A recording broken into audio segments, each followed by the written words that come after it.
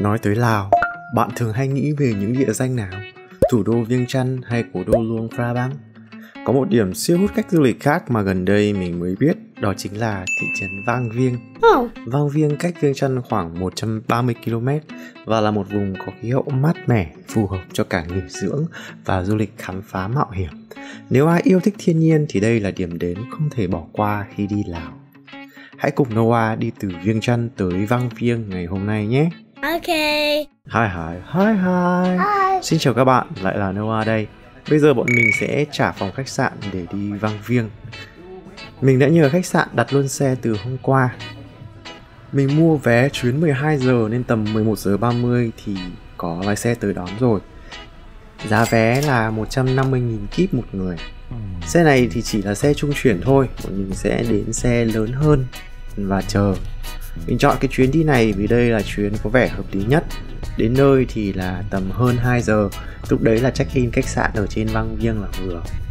A few moments later. Cái xe màu đỏ kia ấy chính là cái xe mà mình sẽ đi. Để có thể tới được Vang Vieng thì các bạn có thể đi xe buýt như thế này. Ngoài ra thì bạn có thể đi tàu cao tốc ấy. Nhưng mà cái phương tiện này thì mình nghĩ là phù hợp hơn, bởi vì ở đây thì họ sẽ đưa đón hai chiều. Còn đi tàu thì bọn mình sẽ phải mất thêm tiền nữa. Và mình thấy là giá vé khá là rẻ. Ngoài ra các bạn cũng có thể thuê xe máy, nhưng mà với mình thì đây cũng không phải là một lựa chọn hay cho lắm. Bây giờ mình đã bắt đầu chuyến đi tới Vang Vieng. Xe cũng đã chuẩn bị để chạy. Quãng đường từ Viêng Chăn đến Vang Vieng khá đẹp và chỉ mất hơn 2 tiếng là bọn mình đã đến đây. Đây là một cái trạm xăng và lúc này thì trời nắng tưng bừng. Lái xe kêu mọi người xuống xe buýt nhưng mà không có ai nói tiếng Anh và giao tiếp với khách, nên là các khách nước ngoài khác cũng như mình thì đều rất là bỡ ngỡ và không biết là sẽ đi tiếp như thế nào.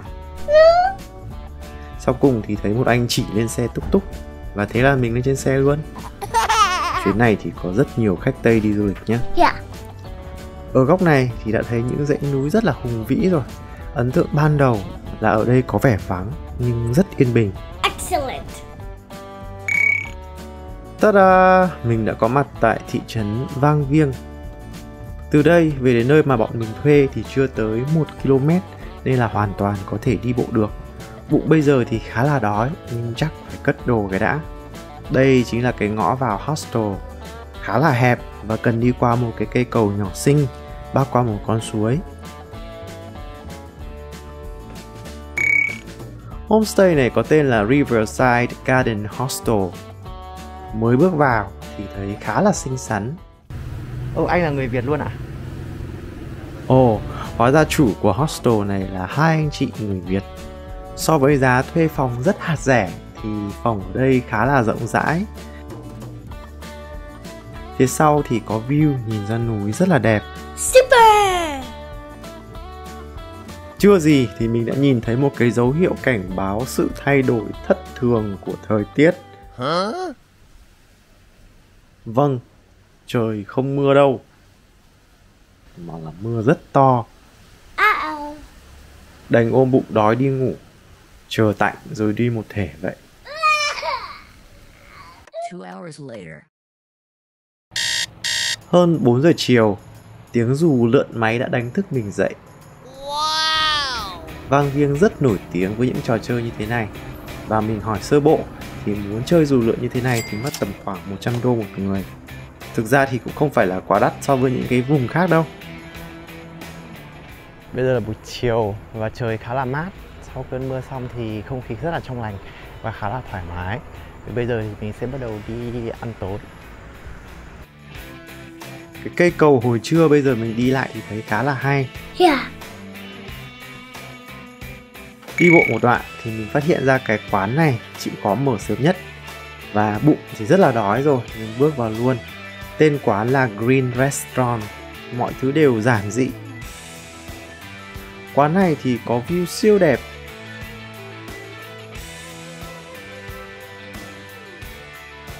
Và mình được đưa một cái tập menu dày cộp. Nhưng mà đồ ăn thì từ Á đến Âu đều có. Rất là nhiều thứ.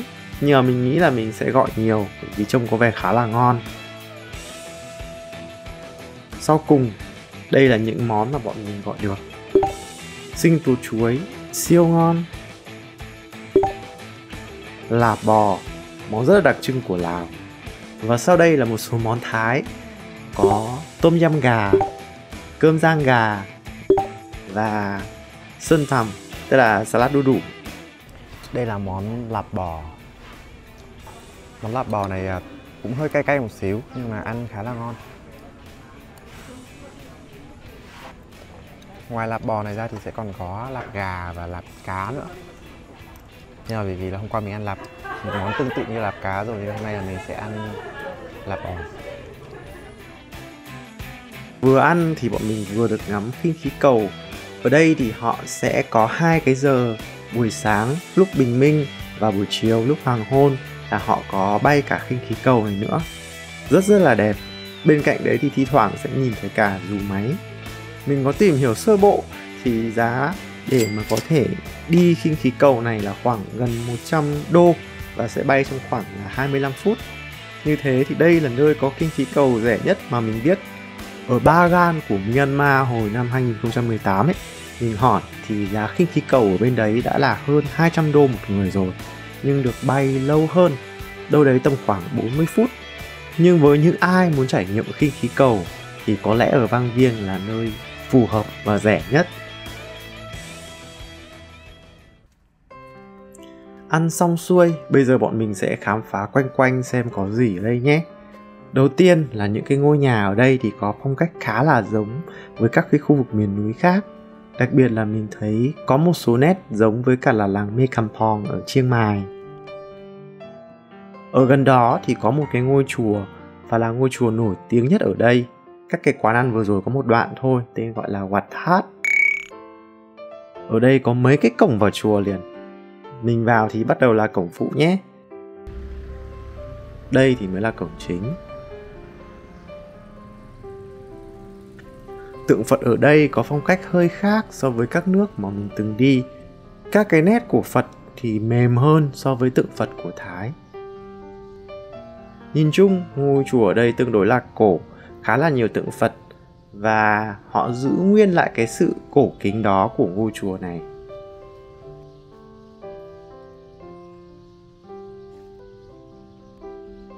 Vì giờ cũng hơi muộn rồi nên là chính điện thì sẽ không được vào. Ấn tượng với mình là chim làm tổ ở đây nhiều khủng khiếp, mà tiếng kêu chip chip khắp cả một vùng luôn. Đây chính là quang cảnh của thị trấn vào buổi tối.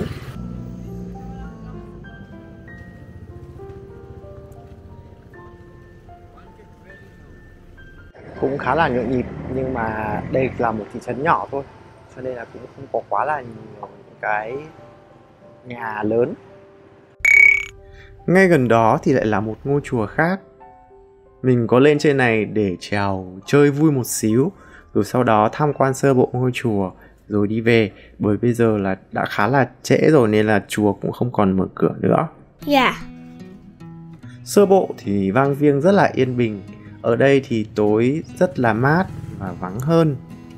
Cái khu mà gọi là chợ đêm thì có đồ nướng. Mai mình sẽ ăn thử ở đây sau. Super. Bây giờ thì bọn mình sẽ đi bộ về. Đằng sau của cái hostel này là dòng sông. Cảnh nhà nhem tối cùng với không khí mát mẻ của Vang Vieng cũng kết thúc video của mình ở đây. Video tiếp theo mình sẽ chia sẻ lại Vang Vieng đẹp như thế nào, hấp dẫn như thế nào. Hãy cùng đón xem video tới của mình nhé. Còn bây giờ thì xin chào. Bye bye.